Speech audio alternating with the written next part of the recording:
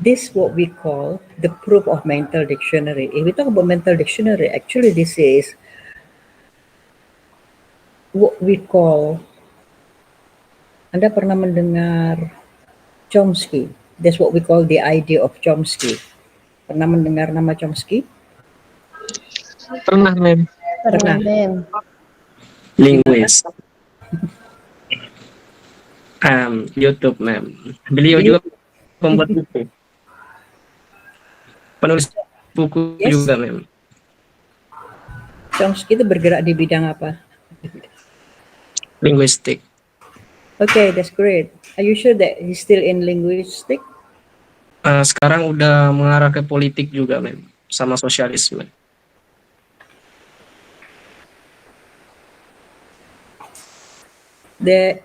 Who is talking? Pak Mem, saya Ilham Dirwan.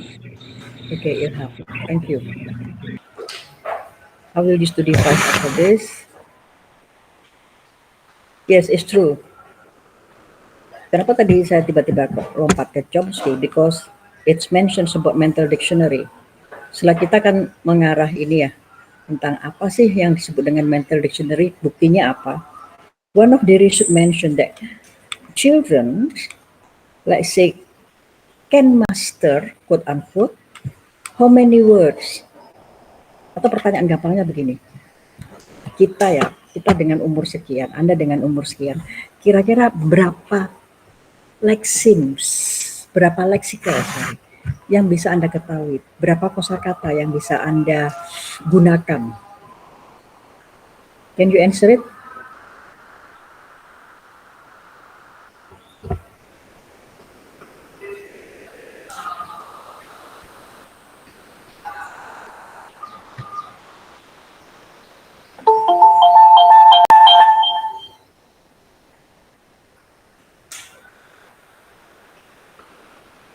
Ada yang bisa menjawab? Berapa kosakata yang Anda ketahui? Banyak. Banyak.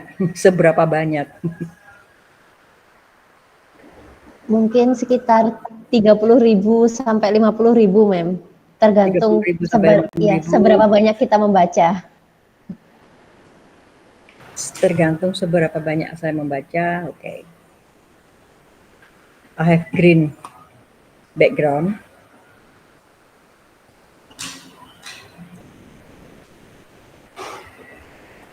Okay, kita kembali lagi. Children entering school, how many? 13,000, right? And then you mentioned, you can try to pick the position of yours. It's true. How many, let's say, how many times do we like reading? How many times, let's say, do you have reading for your pleasure in a day, let's say, or in 1 week? Or do you still do the activity of reading? Masih senang membaca? Yeah, I do. Kind of. Senang tidak, tapi harus.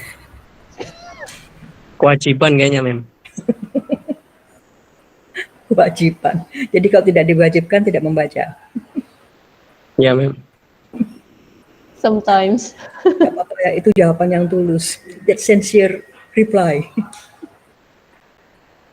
Now, okay, this instead of, let's say, this is the obligation for you to read textbook, or you will know, let's say, nothing. You will know nothing. Do you have a kind of hobby that reading for pleasure? Yes. Yes, ma'am. Sometimes.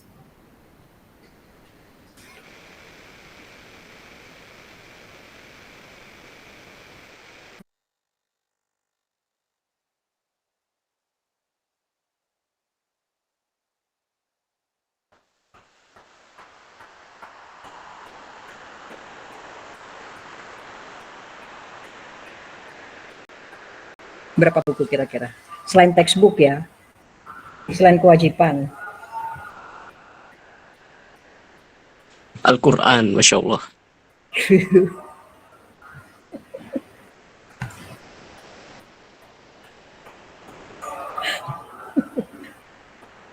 That's great, that's good.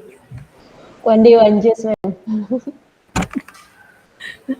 Oke, kita kembali lagi ya. What is the point here? If we try to check, let's say, the latest informations, we are quite sad actually. Indonesian has the position of the lower one for literacy, right? Kita akan berada di posisi yang rendah untuk literasi, untuk kebiasaan membaca. It's true. Kalau nggak kepaksa nggak membaca kan. Terima kasih untuk jawaban yang sangat tulus. Now, we cannot blame. Ini tidak bisa disalahkan ya.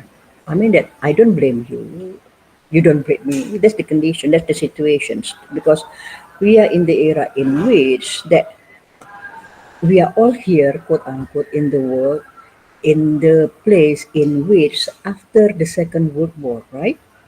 1945, after the Second World War, what's the point? What's the meaning? In which that a lot of things happens outside our own world. Ngerti yang dimaksud? Let's say, do you still watch television now? No, ma'am. Udah jarang, ma'am. Sometimes, No, ma'am. not really. No, not really. You were born in the year of 2000 something, right? No, ma'am. No. No, ma'am. 90s. Exactly no. Exactly, no. Kan kelahiran tahun 1945.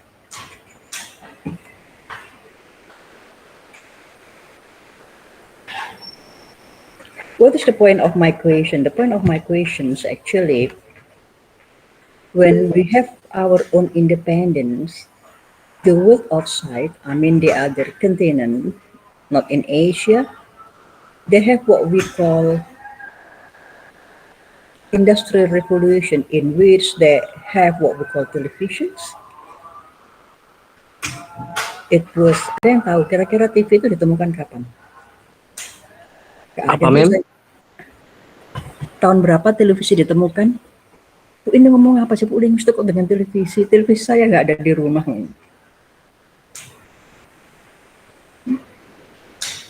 Anybody knows? Ilham? Kayaknya setelah Perang Dunia Kedua, Mem, kayaknya. Iya, No. kayaknya sih. Ya kayaknya memang benar. It's true. After 1945, kan era di revolusi industri. Sekarang kan sudah revolusi 5.0, 4.0. Tahun kemarin kan 4.0. Sekarang revolusi revolusi 5.0, after that 6.0. 1.0-nya kapan begitu kan ya? Do you know when?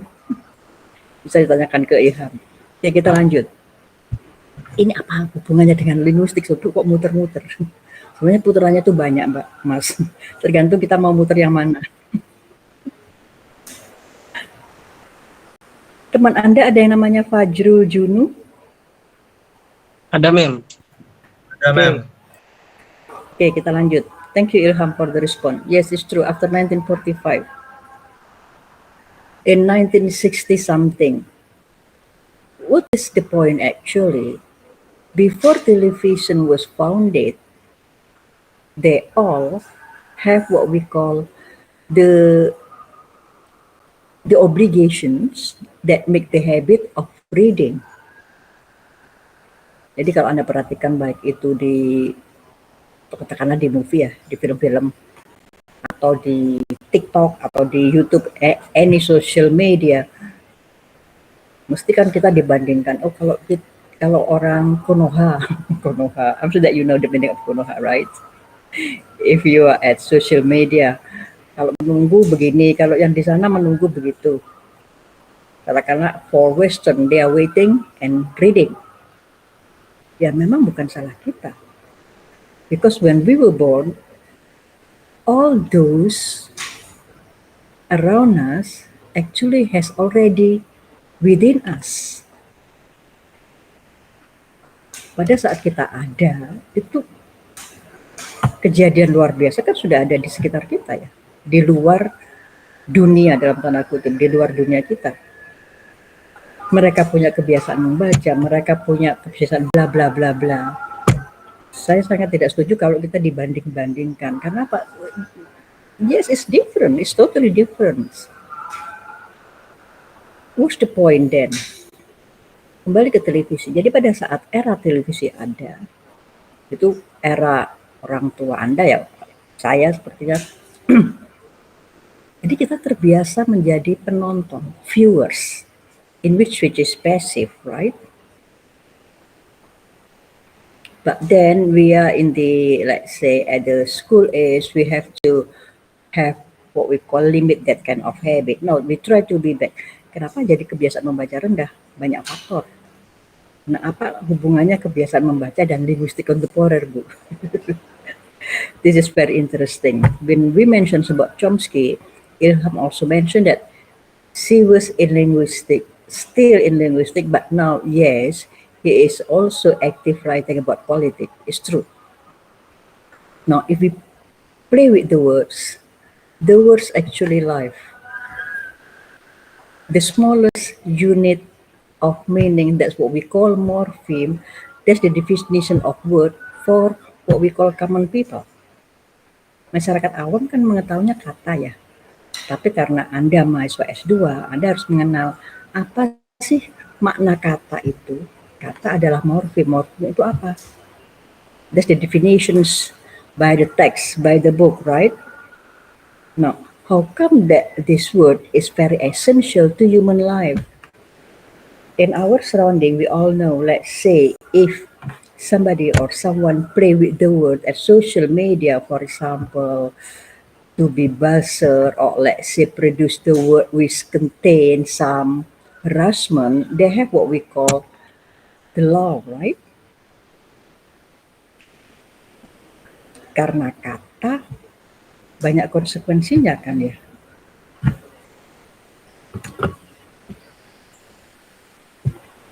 That's why we can say that words actually is life. Hati-hati bermain dengan kata. Begitu kan sekarang ya Mbak Nur Rahma ya.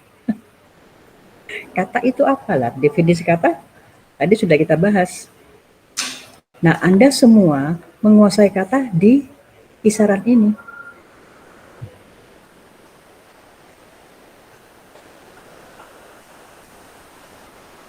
Bisa stop share deh.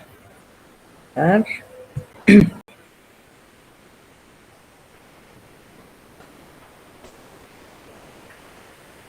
Kita kembali ke mental dictionary. Tadi Anda sudah mengatakan grammarnya hancur ya. Ini salah, kayaknya salahnya dari saya deh. Because you are all have what we call mental dictionary. Mental dictionary terdiri dari apa aja tadi?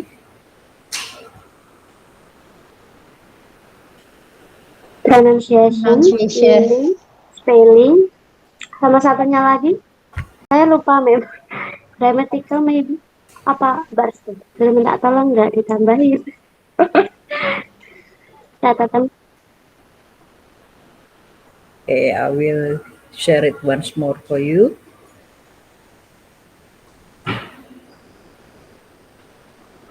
Ini yang trouble tadi memang absensinya, tapi semuanya masuk kan kecuali 2 nama tadi ya.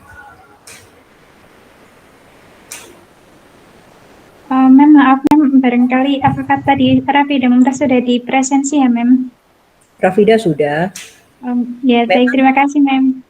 Memang di tampilan cyber Anda belum tampak.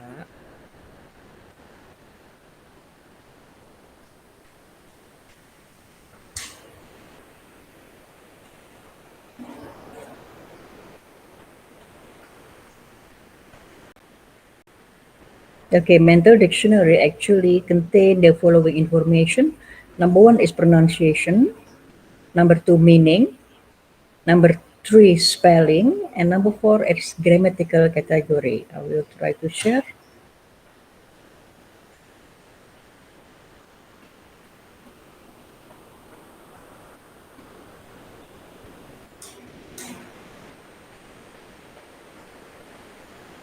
Can you see it?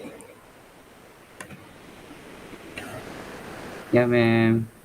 Iya, ma'am.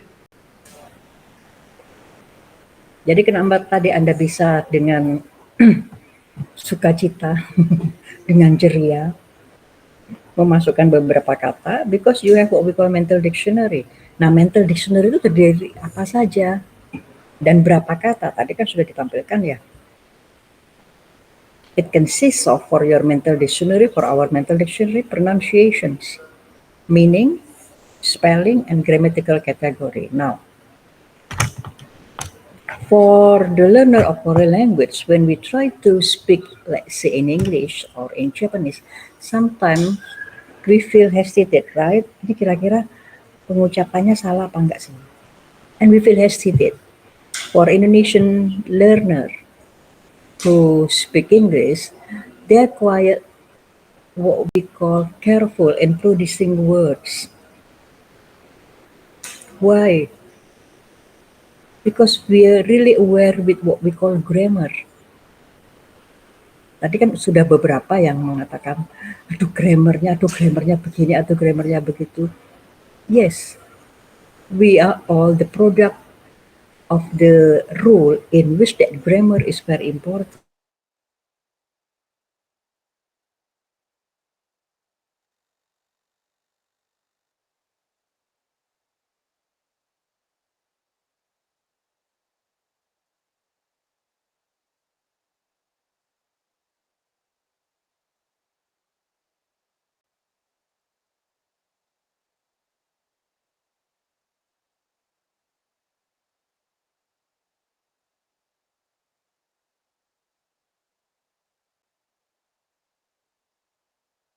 How come?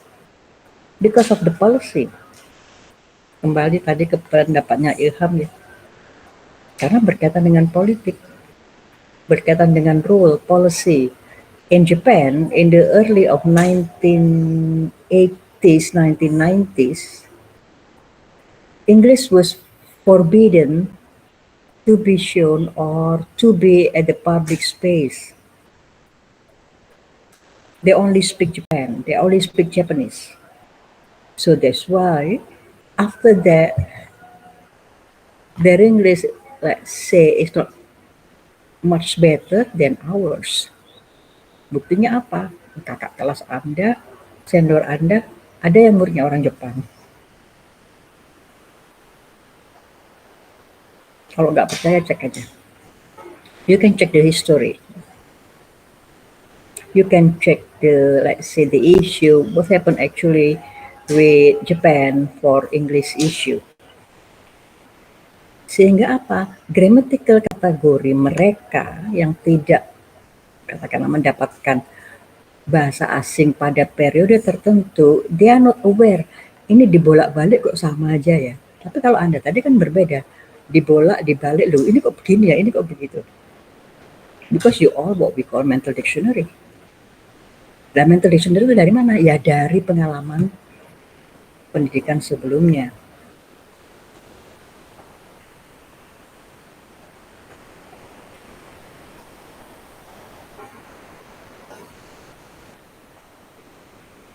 Question so far? Sampai di sini ada pertanyaan?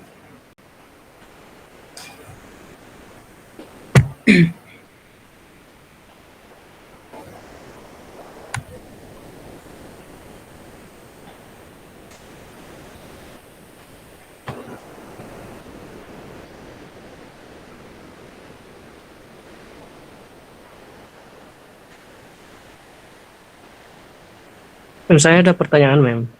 Ya silakan.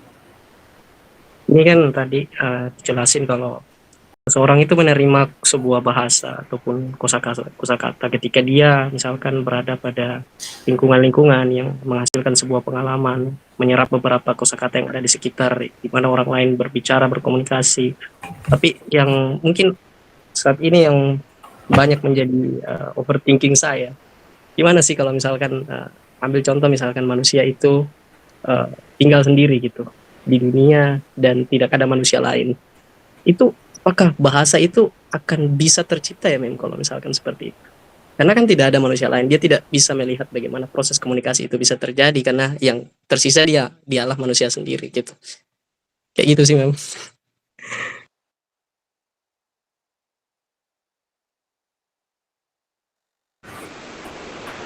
Thank you for the question. It's interesting. It's Ilham. Yes, Mem. Ilham Dirwan. Thank you, Ilham. That's interesting. Sebelum saya memberikan, let's say, komen ya komentar, mungkin beberapa ingin menuliskan komen. This is free word, right? I will give the reply, of course. I will give the answer.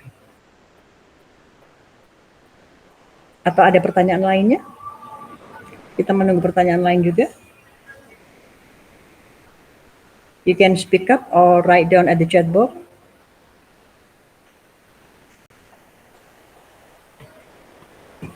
Pertanyaan yang pertama,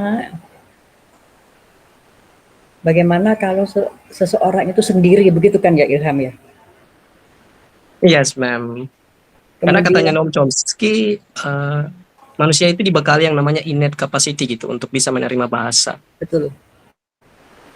Nah, tadi memang belum selesai. That's Chomsky, right? Innate capacity, mental grammar, berkaitan dengan LAD, Language Acquisition Devices. Pada bahasa Indonesia kita menyebutnya piranti pemerolehan bahasa.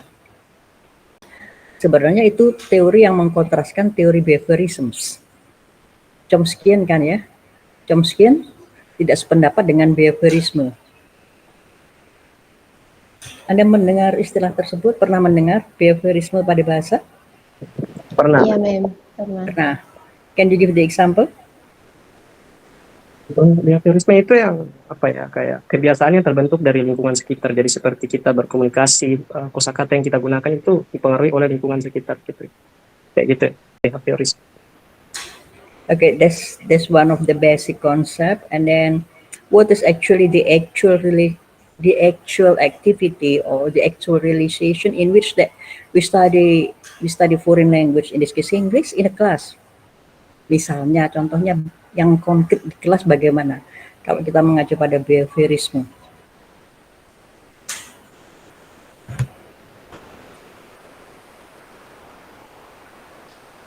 Sekali lagi, boleh diutarakan, boleh ditulis.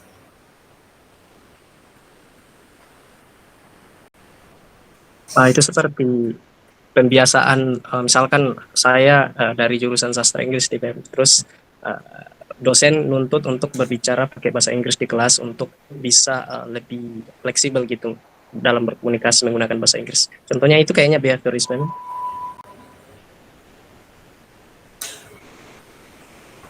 Okay. That's for adult. Itu untuk pembelajar dewasa ya. Mungkin ada pengalaman sebelumnya pada saat belajar bahasa Inggris yang lainnya? Saya, Mem, tapi bukan bahasa Inggris sih, Mem. Saya kan aslinya ini ya, Mem ya, orang Magetan ya. Kemudian saya pindah ke Madura dan karena mengikuti behaviorism itu tadi, saya sekarang jadi bisa menggunakan bahasa Madura karena memang terbiasa itu ikut lingkungan seperti itu, Mem. Oke, terima kasih Mbak Restu.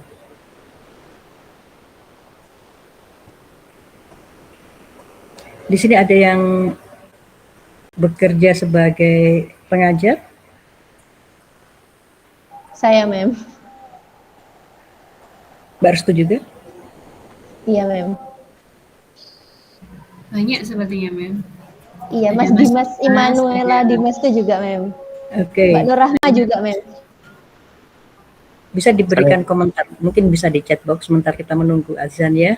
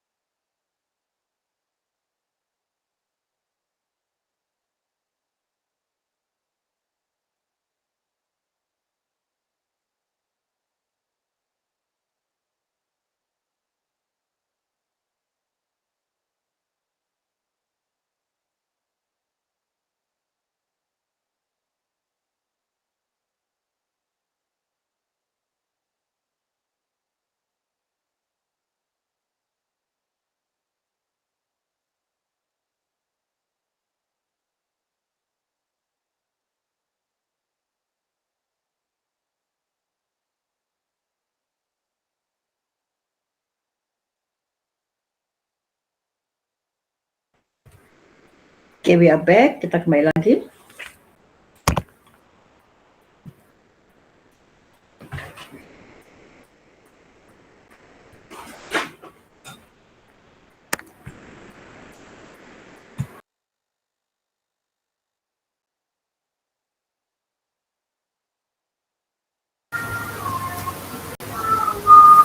Tuh, Rek.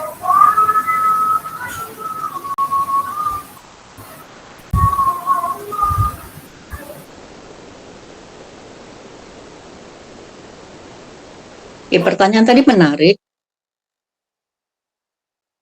Kalau kita bisa menjawab dengan katakanlah singkat.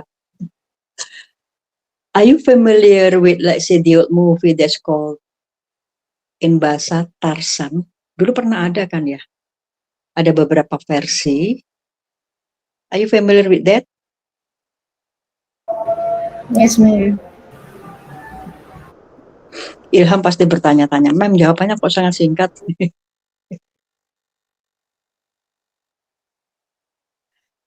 Kalau kita ke teori yang namanya pemeroran bahasa, language acquisitions, kita kontraskan ya. Tadi LED, language acquisition devices, pada SLA, pembelajaran bahasa, kemudian kita kontraskan dengan pembelajaran bahasa pertama. Kira-kira pada usia berapa yang disebut dengan golden period in which the children can acquire language, any languages in a very, let's say, brilliant conditions.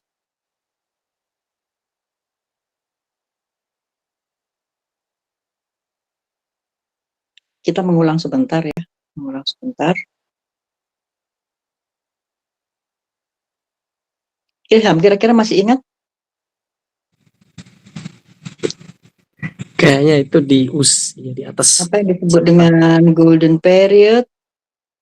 Bukan golden ages ya.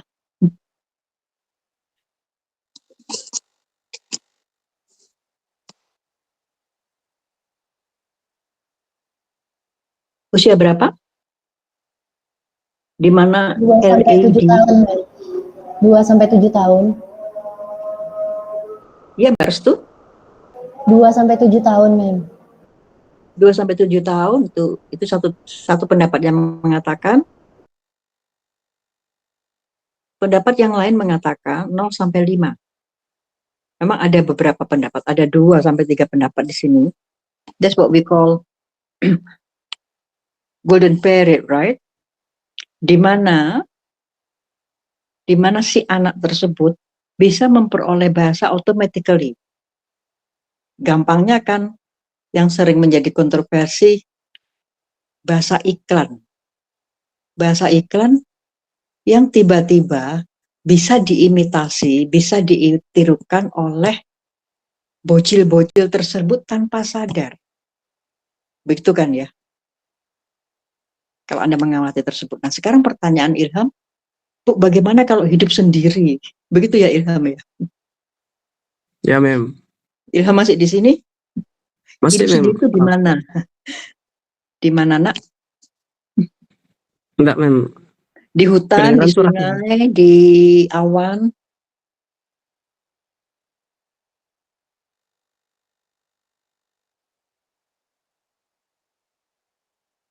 Di mana kira-kira Ilham?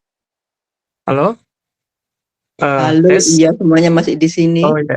Sehat Iya. walafiat. Ambil contoh misalkan di hutan, Mem. Misalkan. Di hutan. Di hutan ya. Yes, Mem. Ilham pernah dengar istilah Tarzan? Pernah, Mem. Pernah. Film. Kira-kira film tersebut real atau fiksi atau bagaimana? Oh, ini agak susah. Saya nggak tahu sih memang itu real, tapi kayaknya menurut saya itu suatu film itu pasti kan diangkat dari sebuah kasus yang mungkin saja pernah terjadi. namun mereka Oke. rekayasa dramatisasi sedikit gitu. Mungkin saja pernah terjadi gitu. Oke, that's true. Itu benar sebenarnya. Kalau kita melihat satu karya sastra misalnya, tadi Ilham kan dari sastra ya. Yang dari sastra tadi siapa? Saya sastra juga, Mem. Ya, kalau Anda melihat katakanlah satu judul film Shakespeare misalnya ya, pada sebelum era Kopi itu kan ada Shakespeare bla bla bla bla. Apakah itu memang benar-benar cerita yang ada pada karya-karya Shakespeare? The answer is, you can answer it. No. Mereka direkayasa kan ya, direka-reka. Tetapi kita kembali ke pertanyaan Ilham. Kita kembali ke Golden Parrot pada piranti pemrograman bahasa, language acquisition devices, pada innate capacity, pada mental dictionary. Jika si anak tersebut, ini yang ditanyakan anak atau orang dewasa? Boleh keduanya, Mem. Ya Terserah, milih Mem. salah satu loh. Orang dewasa aja. Orang anak-anak lah, Mem, anak-anak. Maksudnya dia dari entah kenapa gitu, ada kekuatan atau magic, tiba-tiba dia ada gitu di dunia tanpa ada orang lain gitu. Let's say That's magic, itu namanya sulap kan ya. Bukan sulap, bukan sihir. Tiba-tiba ada anak di hutan. Can you imagine Mbak Restu? Bisa dibayangkan Mbak Restu? Tiba-tiba ada anak di hutan. Kira-kira bahasanya bahasa apa? Ya bahasa di hutan tuh bahasa apa? Karena pada usia 2-7 kata Mbak Restu tadi, itu di mana si anak tersebut bisa menyerap kata-kata yang ada di sekitar si anak. Nah kalau di sekitarnya itu misalnya bahari, harimau,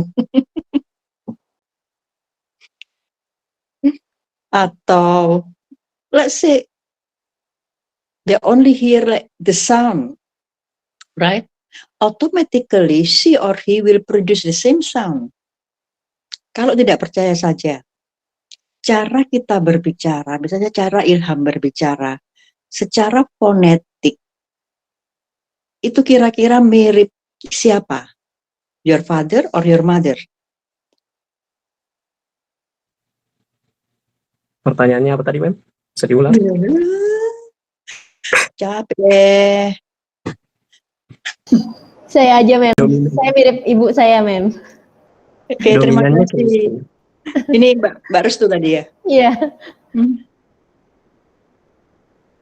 Kalau saya ya hampir sama dengan Ibu. Cara kita berbicara, walaupun tidak tanpa kita menyadari kan ya. Well, because that's our innate capacity, that's in our what we call subconscious mind. Nah, semua proses tersebut terjadi pada saat kanak children, begitu kan ya Mbak Restu ya? 2-7, Iya, ada yang mengatakan 0-5. Ada yang mengatakan 0-7, ada yang mengatakan 2-7. Terjadinya kapan? Pada saat anak-anak children, kata Mbak Restu. Lah, kalau Ilham tiba-tiba ada bayi di hutan, terus bahasanya bahasa apa? Bahasa tumbuh-tumbuhan. Apa yang terjadi di sekitarnya, this actually will develop and then produce. Pertama kan reseptif dulu kan ya. Keterampilan kita berbahasa itu kan reseptif dulu. Reseptif mean to receive, right? Menerima. Apa yang ada dalam tanda kutip di sekitar kita. Tadi Mbak Restu mengatakan, saya pindahan dari satu kota A ke kota B. Nah, sekarang kok saya juga bisa terbiasa dengan bahasa di kota B tersebut kan. Itu bagaimana lingkungan mempengaruhi kita. Begitu kan ya. Nah, lingkungan si anak tersebut itu bahasanya apa? Bahasa dengan bunyi-bunyian. Can you get the point? Yes, Mem. Yes, Mem. Jawaban singkatnya ya nonton film Tarzan aja begitu loh. Just kidding. Berarti kalau misalkan dia ketemu sama monyet, dia niru suara monyet ya, Mem? Atau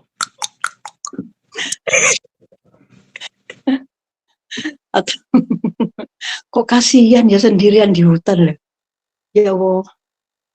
pasti ada sesuatu. Sekarang loh kita ini semua gencar-gencarnya saling menyelamatkan diri, kok tiba-tiba ada di hutan.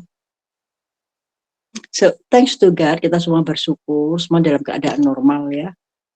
Kita semua punya panca indera yang lengkap, kemudian bisa berbahasa dengan normal. Tetapi tidak menutup kemungkinan mereka yang memiliki satu kekurangan itu masih bisa bersekolah, masih bisa berkuliah. Ada di tingkat S1, S2, mereka katakanlah ya memiliki satu kekurangan, tapi mereka juga punya kelebihan ya. Di tempat kita ada, di fakultas kita ada, di fakultas sebelah juga ada. Ini berkaitan dengan pertanyaannya Ilham. Mem, terus kalau nggak bisa ngomong lah, tadi kan kalau ketemunya monyet, jadi bahasanya bahasa monyet.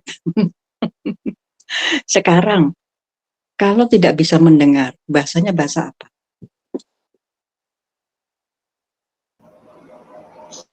When someone, let's say, has certain weaknesses, for example, hearing loss,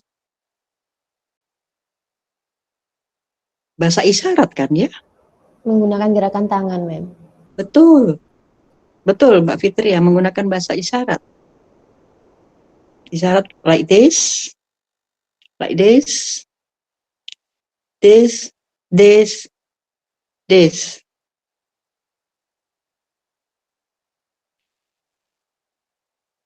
For example, like this. What does it mean? Gimana ya, saya salah kok. Saya pernah ikut bahasa isyarat. Saya jadi volunteer untuk inklusi, karena memang ini amanat undang-undang ya. Bukan hanya undang-undang di negara kita, tapi di dunia. Jadi kenapa pada keterampilan berbahasa tadi Anda mengatakan speaking sama writing dulu mana? Speaking, benar. Karena writing kompleks. Tapi sebelum speaking, yang pertama adalah listening, right? Receptive. Listening reseptif, kemudian diikuti dengan speaking, productive. Sebelum writing, keterampilan berbahasanya apa? Reading, Mem. Reading, that's good. Reading kita akan receive ya, kita menerima informasi dari buku, dari teks. Kemudian kalau Anda membaca, otomatis Anda bisa menulis dengan baik. Begitu kan ya? Kembali ke pertanyaannya Ilham. Kok nggak selesai-selesai ya? Ilham tuh loh, just kidding. Ada beberapa alat bantu Ilham. Itu loh Bu, ketemunya di tengah hutan, cuman ketemu sama Mas Hari dan Bu Mangki misalnya. Kira-kira bahasa apa? Anda mau mengadopsi anak tersebut? Kok bisa tahu itu anak?